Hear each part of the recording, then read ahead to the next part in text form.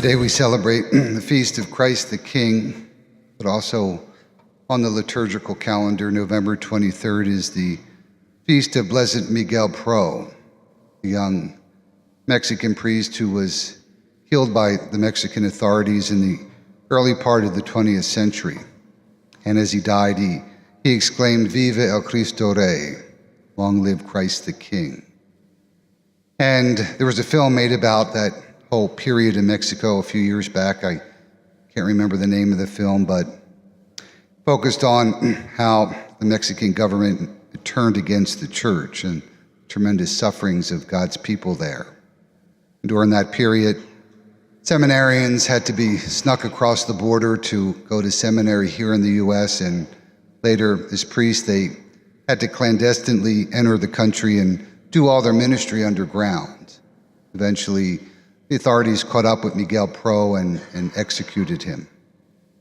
But his shout of "Vive el Cristo Rey" was not so much a chant of victory, but a reminder that despite the sufferings of God's people on this earth, in various times and in various places, Christ will ultimately be victorious. He will ultimately judge the nations, and he will ultimately enact justice. I think one of the more remarkable things of all the sad things that happened in the 20th century was an establishment of an international court of justice located at The Hague in the Netherlands. And I know not everyone approves of such a thing, and I'm a little skeptical that it really can work. But whatever your opinion about it, you have to admit it represents an astonishing leap forward in the way the world conducts its affairs. Just the idea that there could be something such as universal justice is pretty amazing. Or, like the Universal Declaration on Human Rights from the United Nations, the idea that each human person has intrinsic rights that transcend nation boundaries, ethnic groups, certainly is something we Christians can support. Of course, what the International Court has done and the Declaration of Universal Human Rights is to increase our awareness of the massive and horrible crimes against humanity that go on throughout the world, and that peace ultimately cannot happen unless justice is established.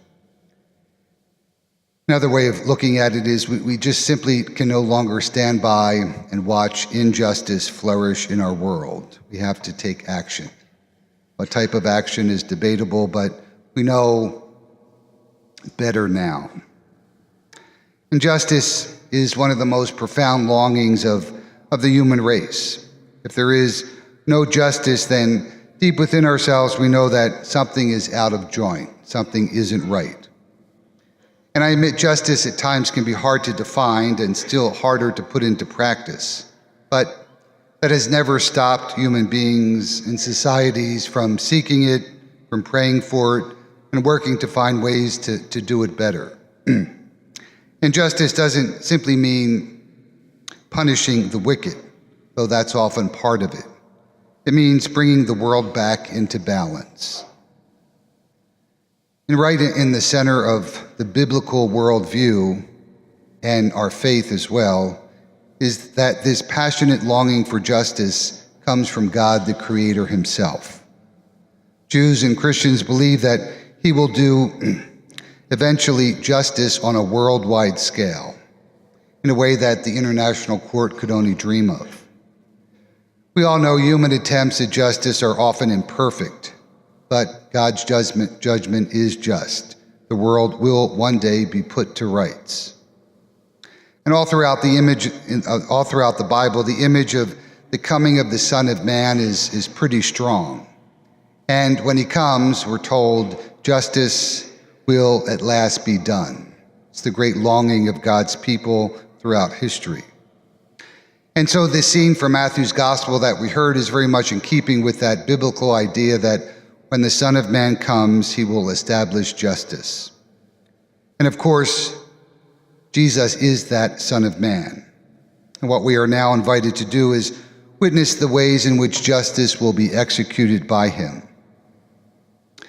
Now, the reference to the sheep and the goats is incidental to the story, but it certainly captures our imagination. And when all the sheep and goats are together, the shepherd at nighttime has to separate them.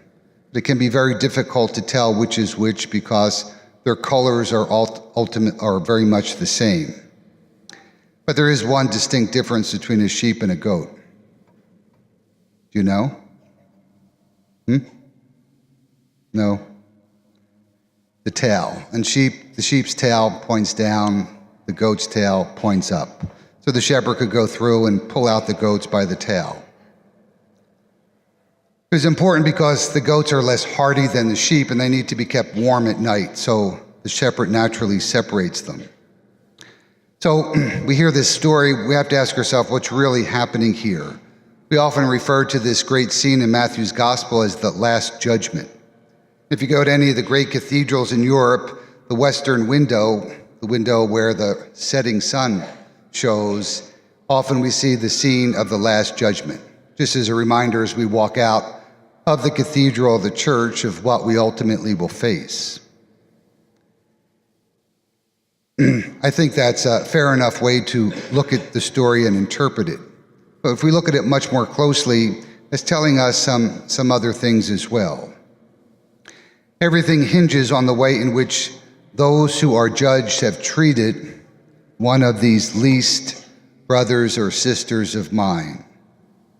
So we should ask ourselves, who exactly are the brothers and sisters, and who exactly is being judged? We know throughout the gospel, Jesus has defined his brothers and sisters as those who do the will of my Father in heaven. And of course, the will of my Father in heaven is to listen and follow the voice of Jesus, the shepherd, to be his disciple. I think the more precise meaning of this scene is that those who have not followed Jesus, the Messiah, will be judged in terms of how they have treated the people whom Jesus considers his family. In other words, this is really the criteria for judgment of the non-believer, not so much the believer. Now, it should go without saying that the followers of Jesus feed the poor, care for the sick, visit the imprisoned, clothe the naked. Yesterday, our St. Vincent de Paul members delivered over 250 Thanksgiving meals to families in the area. And in fact, if you think of it, all the institutions and the organizations the church has built over the years, over the centuries, do just those things. We feed the poor, we shelter the homeless, we take care of the sick through our hospitals and so forth and so on. And we do this, it's what comes natural to us. If you've come to a Catholic church more than twice, you'll get that point loud and clear. And so in this parable, those who treat the brothers and sisters of Jesus with disdain will be judged harshly by the king. Now, in the Jewish tradition, the Jews believed that God would judge the nations on how they treated Israel. And Jesus, of course, all throughout Matthew's gospel is reformulating all of those things, redefining them. And so now he says God will judge the nations on how well they have treated the new Israel, which is the church, the brothers and sisters of Jesus. And judging the nation is part of the Messiah's task. And that's the role that Jesus is fulfilling in this story. And so we have to ask, when exactly will this happen? Well, certainly it will happen at the end of the world because we believe there will be universal and final judgment once for all. But the New Testament is telling us that Jesus is already seated on his throne and ruling the world as its rightful king, though the world often doesn't recognize him as its king.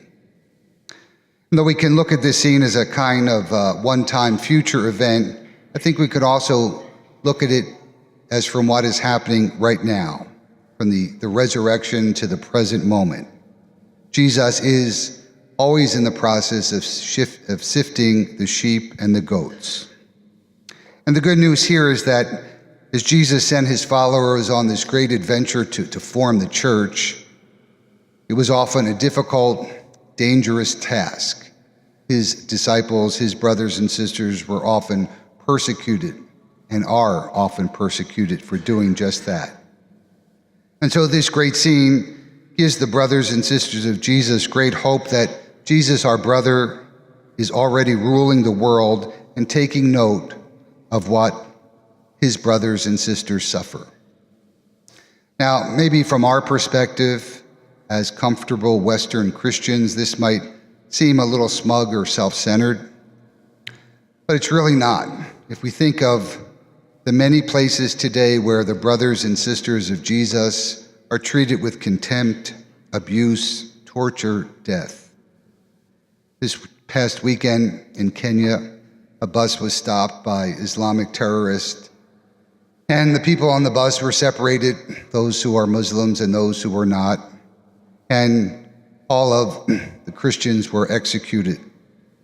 Or think of the many churches and cathedrals throughout Iraq that today no longer are free to worship Christ, the King of the universe, but now become centers for terrorism and ISIS.